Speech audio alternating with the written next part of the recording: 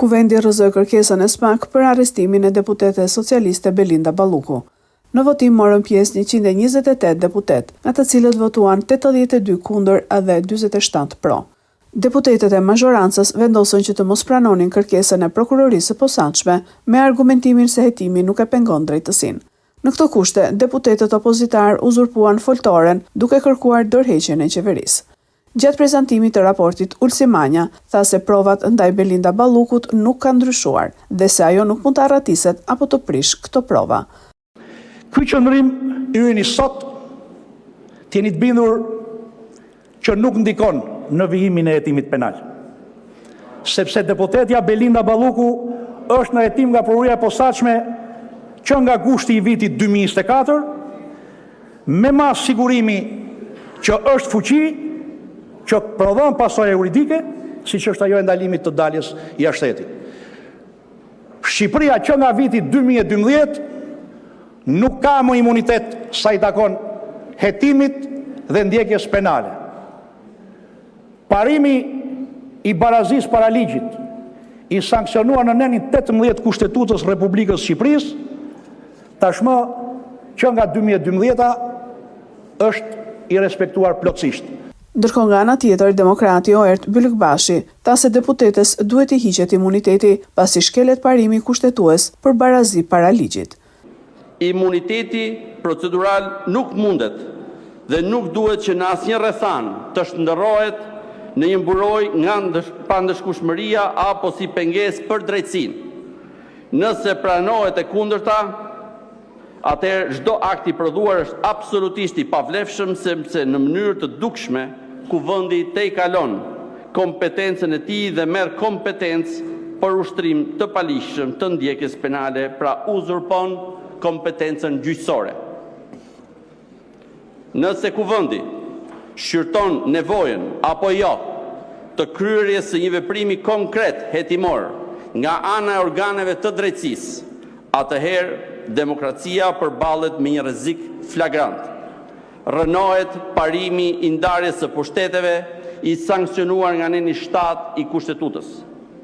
Në seancë mungoi Elisa Spiropali dhe Fatmir Xhafaj që ndodhet jashtë vendit, ndërsa ishte i pranishëm edhe kryeministri Edi Rama.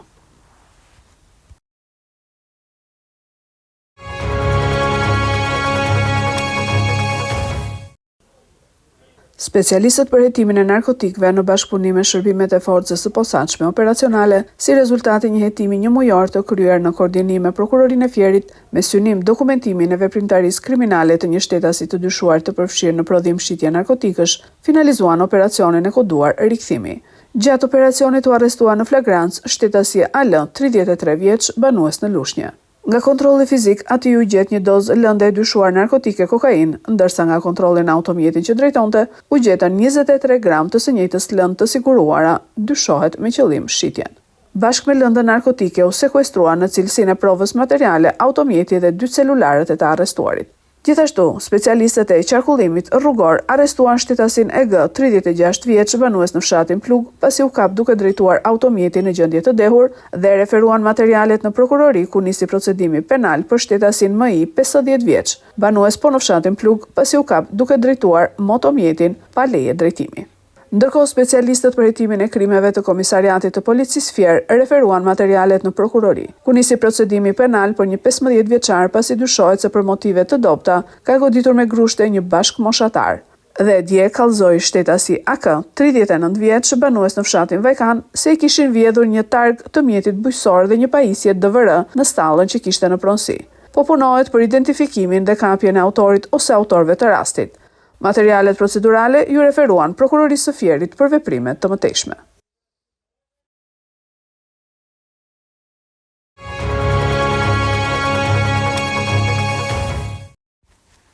Nuk do të ketë ngritje të bordeve të transparencës, por vetëm monitorim të tregut ditor të karburanteve.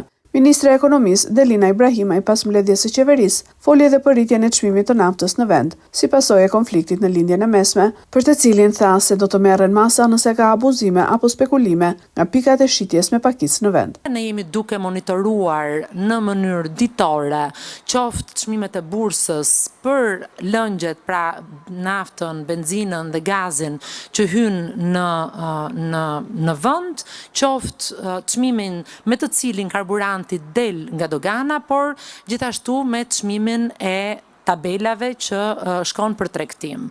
Siç e dini, ne kemi pasur një eksperiencë gjatë krizës së vitit 22 dhe 23, kur çmimet e karburanteve u rritën në mënyrë të eksponenciale. Kemi pasur një eksperiencë të krijimit të një bordi transparence i cili monitoronte dhe vendoste për çmimet e shitjes me shumicë dhe me pakicë.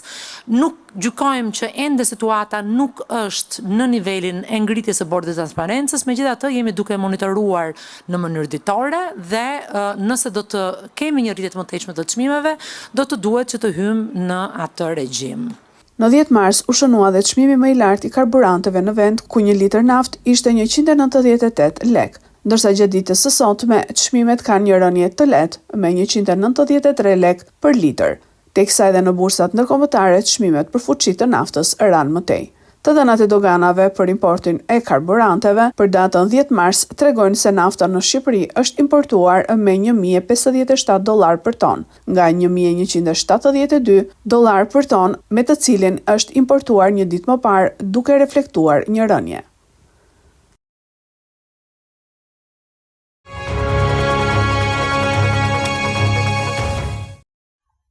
Ministri i Bujqësisë Andi Salla së bashku me drejtoreshën e përgjithshme të bujqësisë në Bruksel, Elizabeth Werner, duke parë nevojat e bujqësisë shqiptare, të dy së bashku kanë hartuar dhe zërat se si do të shpërndahen 146 milion eurot e programit IPARD 3. Prioritet të veçantë kësaj here do të ketë modernizimi i fermave duke aplikuar teknologjinë që rrit sigurinë ushqimore dhe ul kostot e prodhimit. Programi IPARD 3 është menduar të jetë ndarë në 9 masa, ku 5 prej tyre do të aplikohen për herë të parë në bujqësi. Investime në ferma bujqësore, agropërpunimi dhe marketingu i produkteve bujqësore, diversifikimi i ekonomisë rurale, asistenca teknike dhe ngritja e kapaciteteve institucionale, masat agromjedisore dhe klima, qasja lider, investime në infrastrukturën rurale, shërbimet këshillimore për fermer, menaxhimi dhe zhvillimi i pyjeve.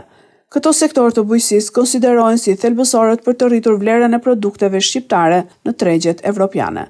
Ndërkohë siguria ushqimore është testi i radhës që Shqipëria duhet të kalojë për të bërë pjesë e familjes evropiane.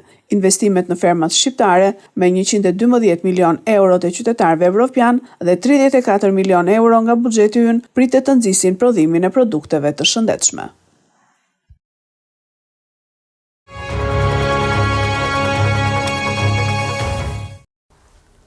Pas dekretit të presidentes Vjosa Osmani për shpërndarjen e parlamentit, Partia Demokratike e Kosovës ka reaguar duke cilësuar vendimin e Osmanit si tërësisht kushtetues dhe se kjo do të konfirmohet edhe nga gjykata kushtetuese. Në lidhje me pasojat e shpërndarjes së kuvendit, PDK ka cilësuar se vendimi do ta linte vendin me një qeveri në dorëheqje, e cila do të vazhdonte të mbante privilegjet e pushtetit pa sjell asnjë përfitim për qytetarët, duke i rikthyer vendin në situatën identike të para një viti. Sipas PDK-s, opozita është përpjekur dhe ka qenë në gatishmëri për një kandidat konsensual për çështjen e presidentit, por kryeministri Albin Kurti nuk ka patur interes që ky proces të përfundonte me marrëveshje. Partia Demokratike e Kosovës ka deklaruar se që në fillim procesi për zgjedhjen e presidentit ka qenë i planifikuar për zgjedhjen e Glau Konjufcës në krye të shtetit dhe se thirrjet e Kurtit për diskutime nuk kanë qenë serioze. Sipas partisë opozitare, Kurti është i përqendruar te procedurat dhe te zgjerimi i pushtetit dhe jo tek zgjidhja e problematikave.